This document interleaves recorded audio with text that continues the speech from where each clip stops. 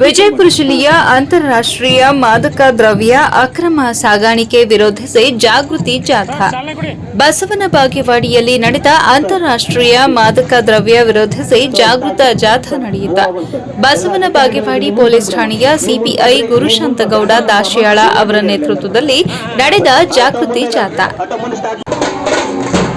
Basavana Bagewadi police ಠಾಣೆಯ CPI ಗುರುಶಾಂತಗೌಡ ದಾಶಿಯಾಳ ಅವರ ನೇತೃತ್ವದಲ್ಲಿ ನಡೆದ ಜಾಗೃತಿ ಜಾಥಾ ಪಟ್ಟಣದ ಬಸವೇಶ್ವರ ಕಾಲೇಜಿನಿಂದ ಪ್ರಾರಂಭವಾದ ಜಾಥಾವು ಬಸವೇಶ್ವರ ವೃತ್ತ ಬಸ್ ನಿಲ್ದಾಣ ಮೂಲಕ ಬಸವ ಭವನ ತಲುಪಿತು.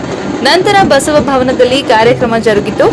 ಕಾರ್ಯಕ್ರಮವನ್ನು ದೀಪ ಬೆಳಗಿಸುವ ಮೂಲಕ ಚಾಲನೆ ನೀಡಲಾಯಿತು. ಕಾರ್ಯಕ್ರಮ ಉದ್ದೇಶಿಸಿ ಮಾತನಾಡಿದ ಡಿವೈಎಸ್ಪಿ ಬಲ್ಲಪ್ಪ ನಂದಗಾವಿ ಅವರು ಯುವ ಸಮಾಜಕ್ಕೆ ಮಾದಕ ದ್ರವ್ಯ ವ್ಯಸನ ಮಾಡಬೇಡಿ ಅಂತ ಹೇಳಿದರು. ಕಾರ್ಯಕ್ರಮ ಉದ್ದೇಶಿಸಿ ಸಿಪಿಐ ಗುರುಶಾಂತಗೌಡ ದಾಶಿಯಾಳ ಅವರು ದುಷ್ಟ ಚಟಗಳಿಗೆ ಯುವ ಜನರು ಬಲಿಯಾಗಬೇಡಿ ಅಂತ ಪ್ರತಿಜ್ಞೆ ಮಾಡಿಸಿದ್ರು. ಇದೇ ಸಂದರ್ಭದಲ್ಲಿ ತಾಲೂಕು ದಂಡಾಧಿಕಾರಿಗಳಾದ ಯಮನಪ್ಪ ಸೋಮನಕಟ್ಟಿ, ಮಾಜಿ ಸೈನಿಕರು, ಶಾಲಾ ಕಾಲೇಜು ಶಿಕ್ಷಕರು, ಸಾವಿರಾರು ಶಾಲಾ ಕಾಲೇಜು ವಿದ್ಯಾರ್ಥಿಗಳು ಸೇರಿದಂತೆ ಅನೇಕ ಸಂಘಟನೆಗಳ ಮುಖಂಡರು ಮತ್ತು ಸರ್ಕಾರಿ ಅಧಿಕಾರಿಗಳು ಜಾಗೃತಿ ಜಾಥಾದಲ್ಲಿ ಭಾಗವಹಿಸಿದರು. ವರದಿ ಅಬ್ಬಾಸ್ ಅಲಿಯಾವೇರಿ, ಹಂಸ ಟಿವಿ ಉಪಸಂಪಾದಕರು. ಮೊದಲನೇದಾಗಿ ನಾವು ಒಳ್ಳೆಯ ಪುಸ್ತಕಗಳನ್ನು ಓದುವಂತ ಚಟ ಬೆಳೆಸ್ಕೋಬೇಕಾಗಿದೆ. ಈ ಮಾದಕ ದ್ರವ್ಯಗಳ ಚಟದ ಬದಲಾಗಿ ಒಳ್ಳೆಯ ಪುಸ್ತಕಗಳನ್ನು ಓದ್ಬೇಕು ನಾವು. ಯಾಕಂದ್ರೆ ಹಿರಿಯರು ಹೇಳ್ತಾರ, ಮೈ ಮೇಲೆ ಹರಕು ಬಟ್ಟೆ ಇದ್ದರೂ ಪರವಾಗಿಲ್ಲ, ಕೈಯಲ್ಲೊಂದು ಪುಸ್ತಕವಿರಲಿ ಅಂತ. ಯಾಕಂದ್ರೆ ಪುಸ್ತಕ ಓದುವುದರಿಂದಲೂ ಕೂಡ ಬಹಳಷ್ಟು ನಮ್ಗೆ ಬಹಳ ತೃಪ್ತಿ ಸಿಗ್ತದೆ, ಆತ್ಮತೃಪ್ತಿ ಸಿಗ್ತದೆ, ಬುದ್ಧಿ ಬೆಳೀತದೆ, ಜ್ಞಾನ ಬೆಳೀತದೆ. ಅದರ ಜೊತೆಗೆ ನಾವು ಜೀವನದಲ್ಲಿ ಒಂದು ಒಳ್ಳೆಯ ಗುಣಮಟ್ಟದ ಬದುಕನ್ನು ನಡೆಸಲಿಕ್ಕೆ ದಾರಿ ದೀಪವಾಗ್ತದೆ. ಅದಕ್ಕೋಸ್ಕರ ಎಲ್ಲ ವಿದ್ಯಾರ್ಥಿಗಳು, ಯಾಕಂದ್ರೆ ಬಹಳಷ್ಟು ಪುಸ್ತಕಗಳ ರಚನೆಯಾಗಿ ನಮ್ಮ ಕನ್ನಡ ಸಾಹಿತ್ಯದಲ್ಲಿ ಕುವೆಂಪು ಅವರಿದ್ದಾರೆ, ಎಸ್.ಎಲ್. ಭೈರಪ್ಪ ಅವರಿದ್ದಾರೆ, ಸಾಕಷ್ಟು ಜನ ಸಾಹಿತಿಗಳು ಒಳ್ಳೊಳ್ಳೆಯ ಪುಸ್ತಕ. ಇದೇ ಸಂದರ್ಭದಲ್ಲಿ ಸಮಾಜದ ಗುರು ಹಿರಿಯರು ಎಲ್ಲರೂ ಉಪಸ್ಥಿತರಿದ್ದರು. ವರದಿ ಬಸವರಾಜ್ ಸಂಕನಾಳ.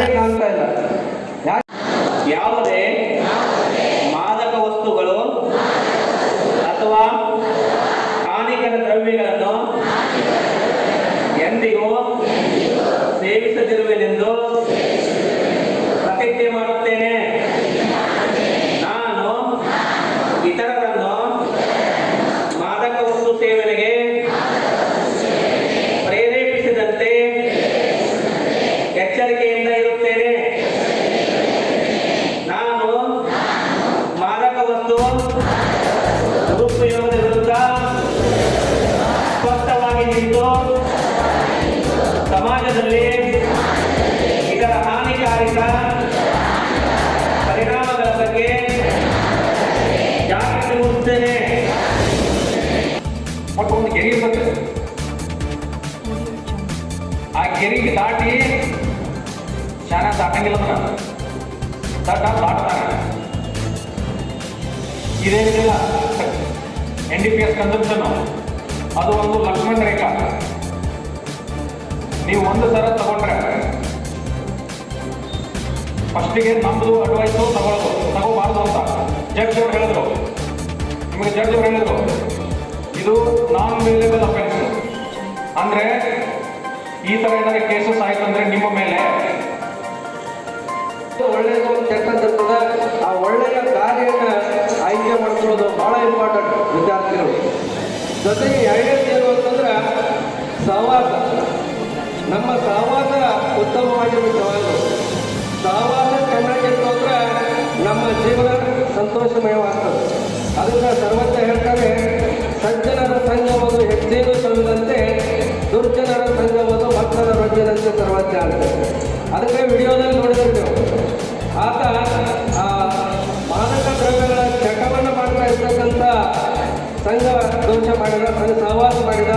ಹೀಗಾಗಿ ಅದಕ್ಕೆ ಅವನು ಬಲಿಯಾಗಿ ತನ್ನ ಜೀವನವನ್ನೇ ಕಳ್ಕೊಂಡ. ಹೀಗಾಗಿ